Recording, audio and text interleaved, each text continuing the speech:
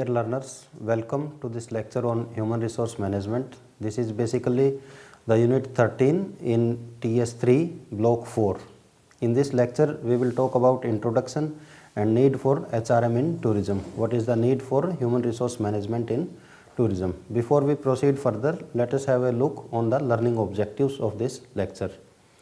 In this lecture, we will understand the concept and meaning of human resource management. Then we will understand what is the role and importance of human resource management in case of tourism. Then we will appreciate various elements for developing the service culture in case of a tourism organization. Also, we will try to understand the divergent nature of tourism industry and the implications of this divergent nature for the human resource management in case of tourism services. Before we move further, let us go into the basics. First, we need to understand what is resources, then we will go what is human resources, then we will go what is management, and then we will combine all these three terms. So, first of all, what is resources? A resource can be defined as anything that is necessary to carry out business activity or to create a product or service. Resources are basically the factors of production for any product or services. So, what are the resources? It can be man, material, machine, methods and money. This is also known as 5M, and these are the basic resources that are required for any business. Then what is human resources? Human resources, these are the group of individuals that makes the workforce of an organization. It can also be referred as manpower, labor or simply as people. See, in the previous slide we talked about the resources. So, we have discussed that resources can be anything that is used in a business for production of goods or services. Here the very first resource was man. So, human resources are the group of individuals or the men that makes the workforce, and it can also be referred as manpower. We can use the terms labor or simply we can use the term people also. It is with the help of human resources the other business resources are put to use. It is only with the help of these resources, that means first of all we need to have the human resources, then only we can put use to other resources, that is material, machinery, money and everything.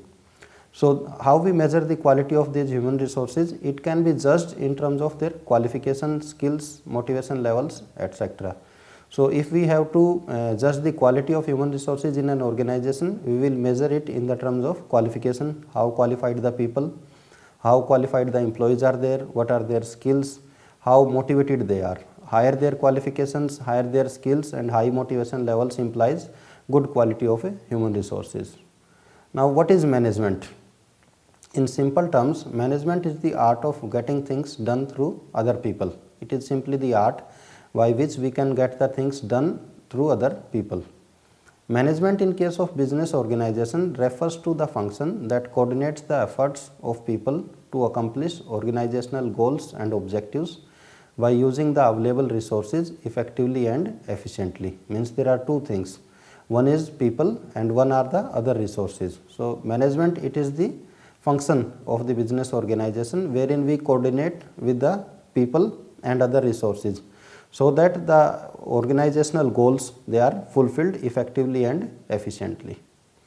Now, let us combine these three terms, that is resources, means these are the factors of production required for any business to produce any goods or services. Then the human resources means the human element in the resources, that is man, and management, simply the business function by which we can get the things done through others. So, when we combine these three terms, we come across the term human resource management. So, what does it means? Human resource management means management of people at work, how to manage the people. HRM is the process which helps in effective utilization of human resources in a way that both organizational as well as individual peoples working there achieve their goals and objectives. Means in HRM, HRM is the process through which we utilize the human resources, and what is the condition? That both the goals, that is the organizational goal as well as the personal goals, are fulfilled. It is a comprehensive and continuous process that encompasses various policies, processes, practices that are designed to help both employees and organization to achieve their goals. Human resource management is the branch of management that deals with people at work. It is concerned with the human dimension of the management of the organization. An organization consists of people, therefore acquiring them, developing their skills, providing them motivation in order to attain higher goals and ensuring that their level of commitment is maintained are main objectives of HRM. So, HRM is basically the management part, and which part? It is the part of management, overall management, which deals with the human dimension, which deals with the people. And what are the elements of HRM? It is simply the acquiring people, means recruitment and selection, then developing their skills, providing them training and development, then providing them motivation, keeping them motivated in order to attain the higher goals, and then we need to ensure that their level of commitment and motivation is maintained. These are basically the objectives of HRM. Let us go for the definition of HRM. According to Edwin B. Filippo, HRM is the planning, organizing, directing and controlling of the procurement, development, compensation, integration, maintenance and separation of human resources to the end that individual, organizational and social objectives are accomplished. Means HRM is planning. Planning means deciding in advance, like how many people are required, what are the qualifications and skills required. Then we need to organize, then we need to select the people, then we need to direct, means we need to direct them, we need to provide them the training and development. Then we have to control the procurement, development and compensation, integration, maintenance and separation of those human resources with regard to our organization. So, HRM and tourism, what is the relationship between human resource management and tourism? See, we all know that importance of tourism in terms of income and employment generation, foreign exchange earnings is now being widely accepted, and thus tourism development is on agenda of governments of many countries. India is also not an exception. We know that tourism gives many positive impacts, economic impacts, like it helps in generation of income and employment. It also earns the foreign exchange earnings for the country. So, a lot of governments, they are trying to promote tourism, and Indian government is not an exception. But when we compare, as compared with other industries, human element forms an integral part of tourism product. It is the quality of human resources that ultimately defines the quality of tourists' experience. In case of tourism product, people buy not just any other service or products, rather they invest their time, money and energy in getting an experience. See, tourism product is not like any other product. In it, the human dimension, it plays a very important role. And here people, they are not getting anything tangible, they are investing their time, money and energy in getting an experience, that is something intangible. So, let us have some examples that will explain the relationship between HRM, human resource management, in tourism. However comfortable the car is very much comfortable, but if the driver is not skillful, if the driver doesn't have the necessary skills, what are the skills of a driver? That he need to drive properly, he should have the knowledge about the roads and routes, he should have the knowledge about the traffic rules and regulations. If the car is very much comfortable, it is a brand new car, everything is working fine, but if the driver is not skillful, he is not driving properly, or he is not aware about the roads, he is not aware about the route that he need to take, then do you think that the tourist traveling in that car will be satisfied? No, he will not be satisfied because of only of this human element. Though the car was fine, but since the driver, the human element, he was not of the quality, then the tourist will remain unsatisfied. Similarly, how nice and wonderful the monument is, but if the accompanying guide or escort is not able to explain it properly, then the tourist will never return satisfied. A monument, it can be quite wonderful and nice, but if the guide who is with the tourist is not able to explain the monument, then the tourist is not likely to be satisfied. Another example, if the tourist is in a restaurant and the quality of food is quite good, but the staff serving the food, that is the waiters, they are not properly trained on how to serve the food or how to behave with the customer, then it is highly unlikely that the clients will leave satisfied. Means the tourist or the guest, they will leave unsatisfied, because though the food was good, but the service staff was not enough trained and they were not able to serve it effectively.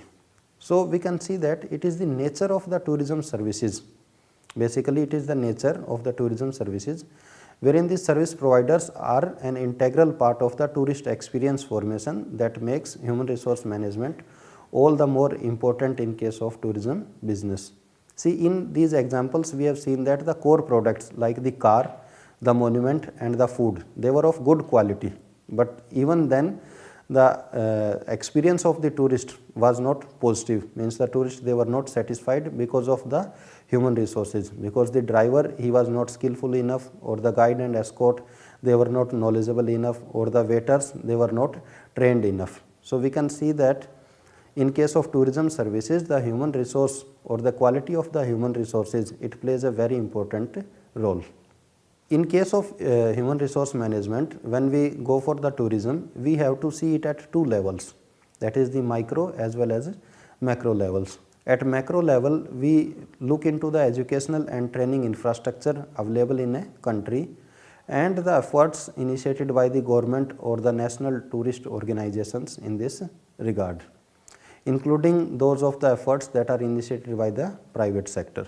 Means at macro level, we simply look the educational and training infrastructure that is available in country, how many institutes are there, what are the courses being offered, and how many institutes are being taken care by the national tourist organizations, and how many these training institutes are managed by the private sector. This is the macro level wherein we see the human resource management in case of tourism.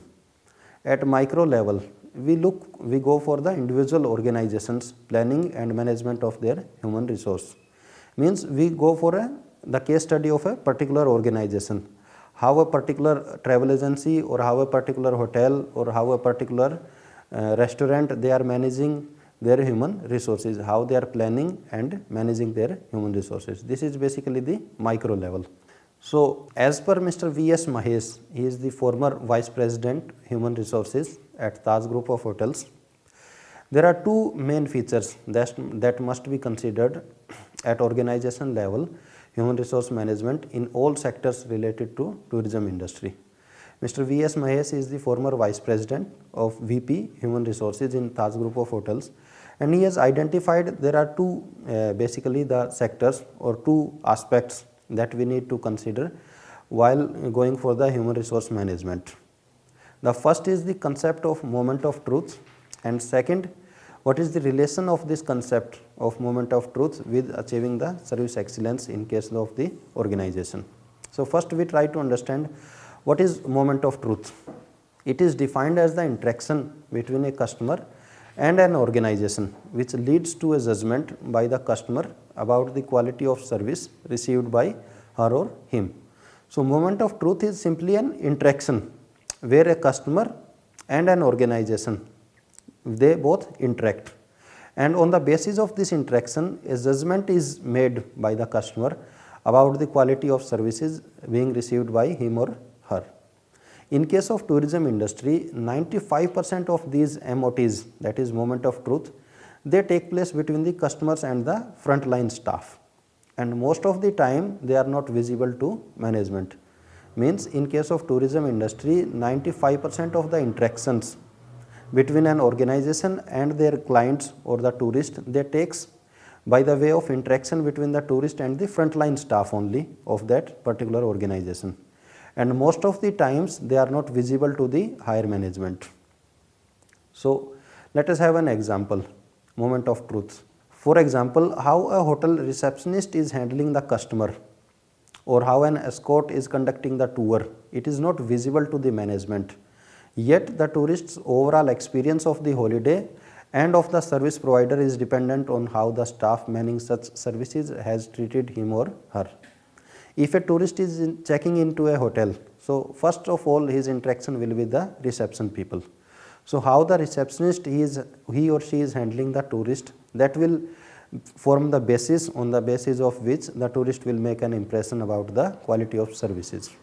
And if the tourist is on a tour, then how an escort or guide is conducting the tour, how they are explaining the monuments, that will form the basis on which the tourist is going to make an impression about the quality of services by the travel agent.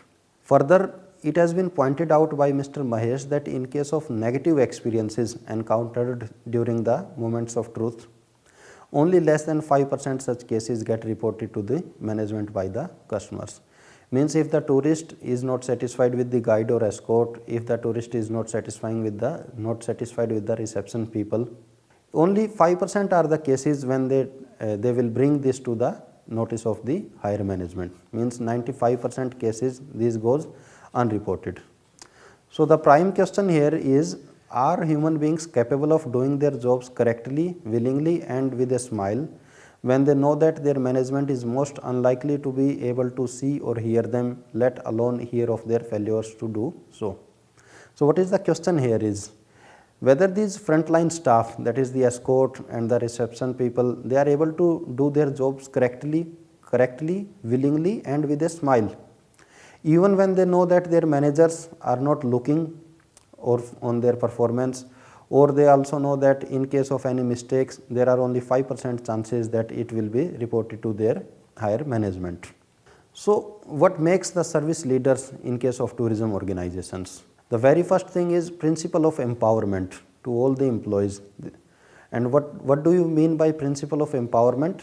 It means the empowerment manifesting in ways through which the organizations remain highly focused and consistent in everything they do and say in relation to employees.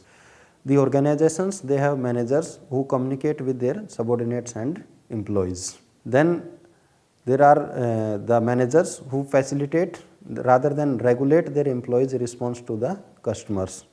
Then the managers who solicit the employees' feedback about how they can do things better and who stresses the importance of teamwork at each level of the organization, and they plan carefully the organization's recruitment and training needs. See, we want to understand what makes the leaders in the service organizations, and we come across the principle of empowerment. So we want to understand what does this principle of empowerment means. So we have seen that this principle of empowerment means the managers who communicate with their subordinates and employees, the managers who facilitate rather than regulate their employees' response to customers. Let us take an example. In one of the Taj properties, in one of the Taj hotels, there was a guest who was quite annoyed because the AC in his room was not working efficiently. And he informed at the time of checkout the receptionist staff that he will not be staying in Taj property ever again because the services were not good. So at that time the receptionist, she gave him the complimentary breakfast. She also provided him a complimentary transfer to airport, and he was also booked in a next Taj property. She arranged for a complimentary pickup from the airport also. She also gave him the complimentary breakfast. Everything this was done by the receptionist without taking any approval from any higher management, because in their policy the customer satisfaction was the first and prime importance. So this is the empowering employees, means the employees, they are empowered to do and they can go beyond their call of duty to ensure the satisfaction of their guests. The service leaders in case of tourism organizations, or we can say that in case of service oriented organizations, they are recognized for their unfailing commitment to the service principles. They invest in their people to ensure the staffing competence. They develop a management philosophy which stresses communication as a proactive orientation, and they also focus on the employee feedback and the employees' dedication to teamwork. The service leaders, they are recognized for all these things. Then principles to develop customer care within tourism organizations. How we can develop the culture of customer care in case of tourism organizations? The guiding principle will be that human resource management and customer care expectations management, they are interrelated areas, and in case of tourism organizations, they are highly interrelated. We have seen the examples of the driver. We have seen the example where because of the incompetency of the waiter staff, the tourists, they go unsatisfied despite that the quality of food was quite good. So we can say that in case of tourism services, The quality of human resources and human resource management, they are directly related with the customer's expectations. So, according to Sarah Mansfield, key principles in developing the customer care within the companies, they are: the first thing is that customer care, it starts at the top. In absence of any other instructions, organizational culture, ethos and values, they should dictate how an employee should behave. Means the customer care, the culture of customer care, it should start from the top management, and there should be organizational culture, that even in case of any defined rules and regulations, the employees, they should know how to behave in order to ensure the customers, they are satisfied. Second thing, the customer care involves everyone and not just the frontline staff. This is the misconception that only the frontline staff is responsible for the customer care. Every person who even is at the back end, they play an important role in satisfying their guests. Then high standards of customer care cannot be achieved by ignoring the seasonal, part-time or voluntary staff who represent the face of the business to many customers. Then there is a saying that care for your staff and they will care for your customers. The organizations, they need to take care of their staff.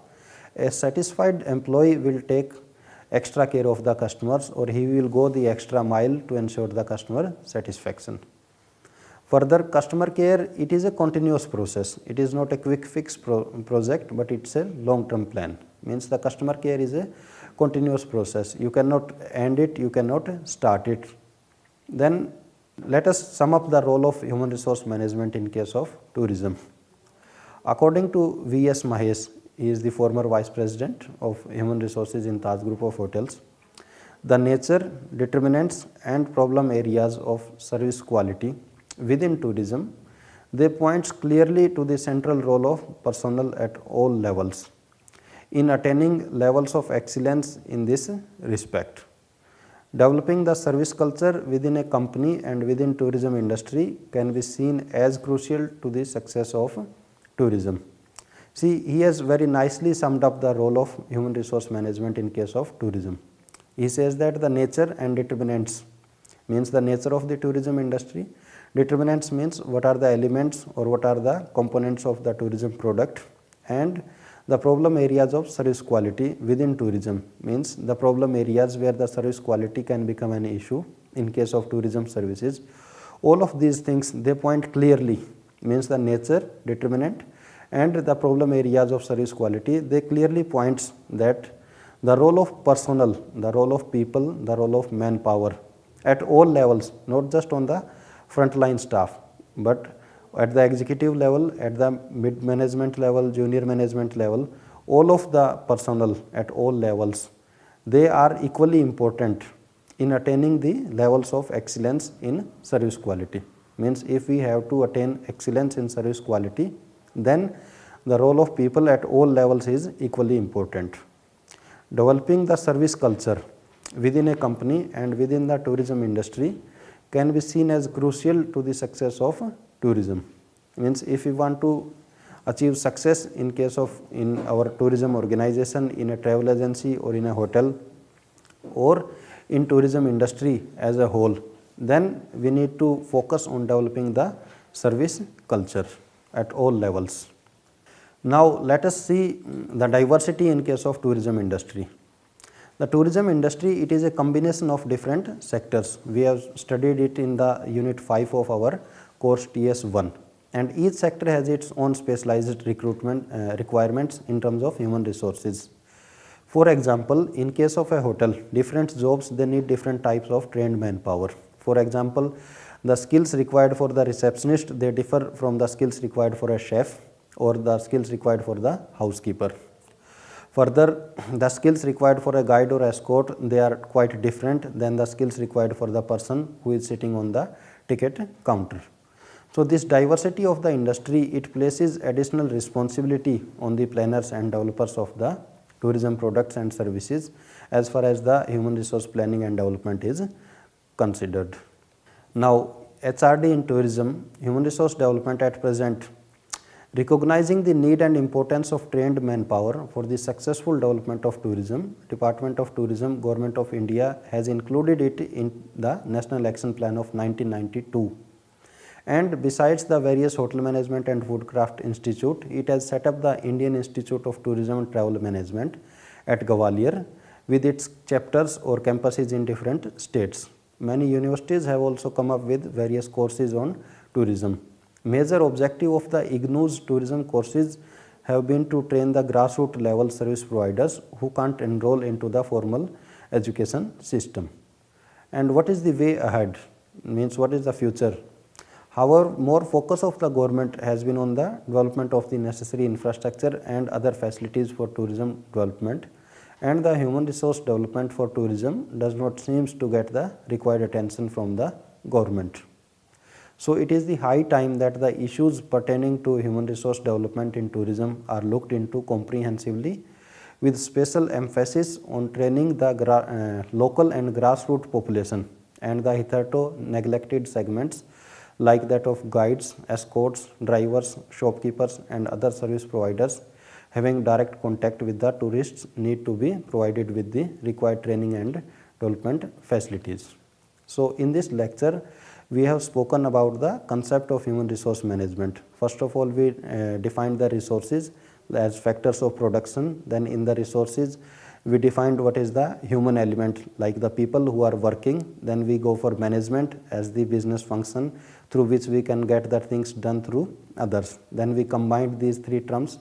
We go for the human resource management, the concept and the definition. Then we discussed how this human resource management is related or important in case of tourism services. We gave some specific examples.